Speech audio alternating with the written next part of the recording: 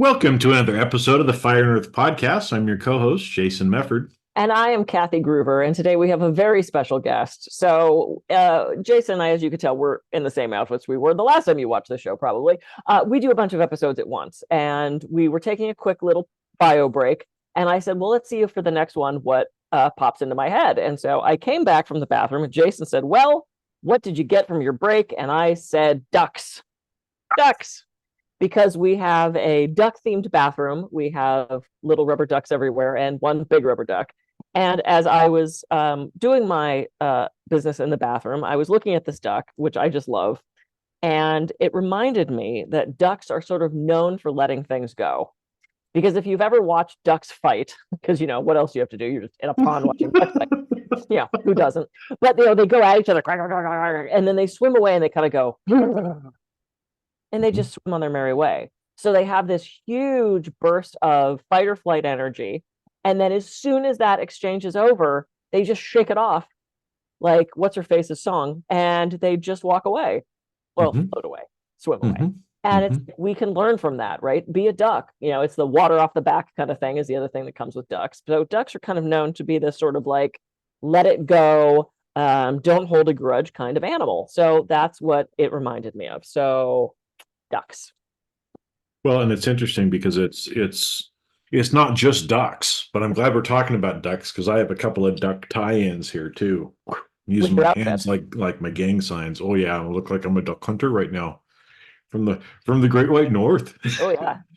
But what's interesting is because like you said, they'll fight and then they shake their feathers and then they move on, right? And it's not just ducks that do that. A lot of birds do that if you'll notice, but dogs do it too.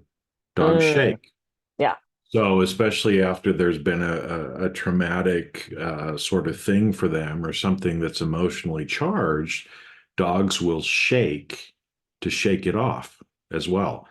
So as an example, took the dog out walking. It was actually during the day, and we have these little things called javelinas here that are kind of like little boars, little wild boar pigs Yeah.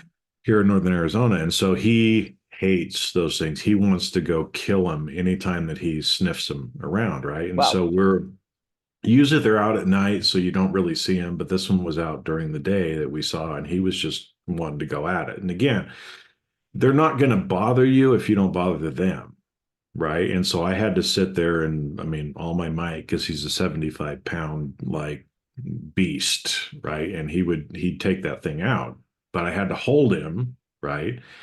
And so everything in him was like, no, daddy, I'm going to protect us. I'm going to kill that motherfucker, right? Is what's going on in his mind, because that's his instinct as a dog of what he wants to do from a protection standpoint. Yep. So I'm like, no, hold, right? Relax, ignore all the different little commands, right? And you could see even still, like the whole way home, he was like, right, sniffing it out like, yeah, he was right here too. And we get back to the porch. We get up on the porch.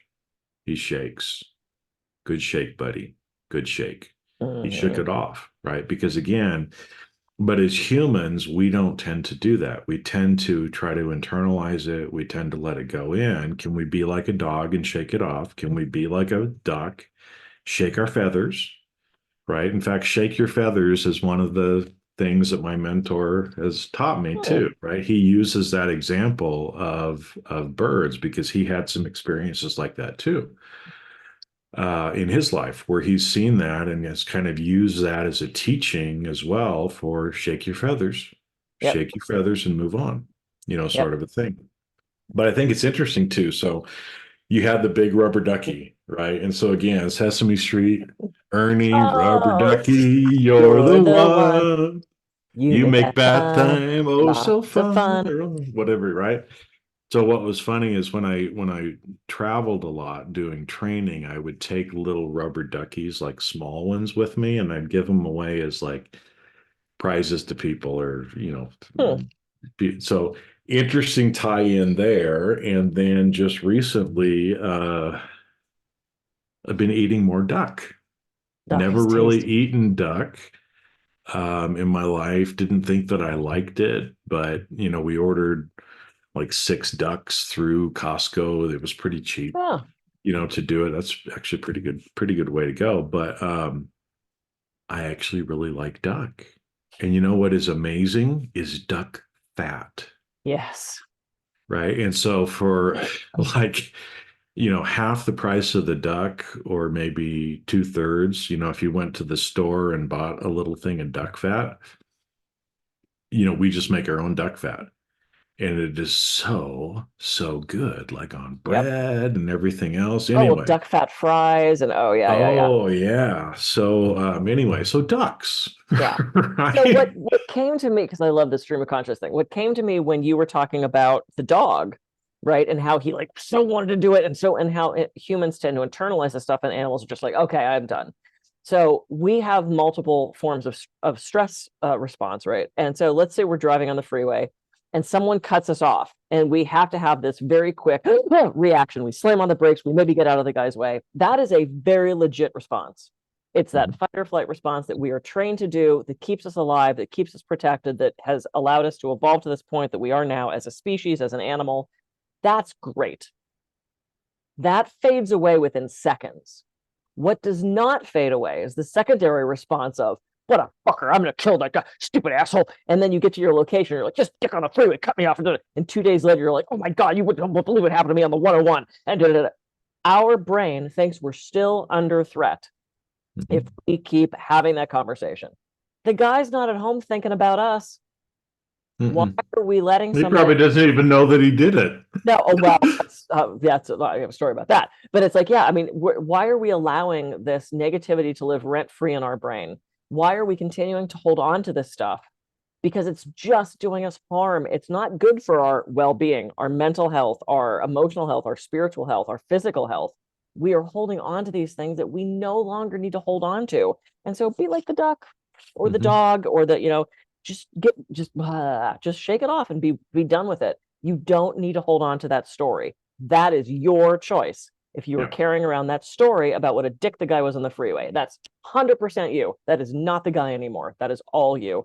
And I encourage you to let it go, because the more you carry it around, it's not serving you. It's just gonna make you sick. Mhm. Well, and I've even started acting like an animal a little bit to Mm, help me through some of that. Is I'll actually do things like shake my head, yeah. right? Hmm. Let my cheeks go. Yeah. I'll do that as a way to kind of reset, do a hemispherical kind of shift and let things go. I'll sometimes flap my arms like I'm a bird, Hmm. reminding myself to shake it off. Sometimes I'll take in a big deep breath and then just like everything I Hmm. can to just kind of let it go. So we can learn from the birds, we can learn from the dogs. It works. Okay. It works for dogs. I've been doing it now for, I don't know, a year or so. It actually works to Yep. do something as simple as shaking your head, or, it's a great way to kind of change conscious levels. It's a great way to get back to being Hmm. present. Yep. Right. Like sometimes when my mind has been going and I'm distant, and the person I'm with can tell that I'm distant and is like, come back to me. Hmm. I'll do one of those things. I'll like, shake my head, Hmm. and say some mantras, or I'll take a deep breath and go, things like that. And it brings me back. And Right. so, again, you can let it go. You can be pissed about something like that for 2, 3, 4 days, or you can just shake it off. Yep.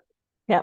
And if you're having trouble shaking it off, so I had an exchange with a potential client this week, and it was just stupid. Like it really pissed me off. I was very angry about this woman's reaction to what this very banal text message exchange. And I had to tell 2 or 3 people before I could let it go. I knew I had to just like speak it and get it out, to get it out of my, because my brain was like, why did this happen? This is so illogical.